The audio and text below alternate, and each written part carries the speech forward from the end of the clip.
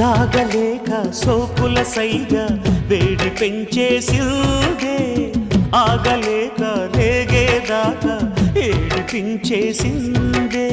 వామ్మో వాయో అన్నా వినలేదే వేగం ఆహా అంటూ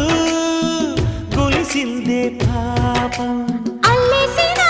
గిల్లేసినా బాగానే ఉందే కొత్తగా దిత్తన దిత్తన దిత్తన దిత్తన దిత్తన మోగిందోయమ్మో శృతి చెయ్యని సిగ్గుల వీణ రేగిందోయమ్మో మతిపోయిన ఈ పసికూన ఏం తాళం వేశాడే దిత్తన దిత్తన దిత్తన ఏం రాగం తీసి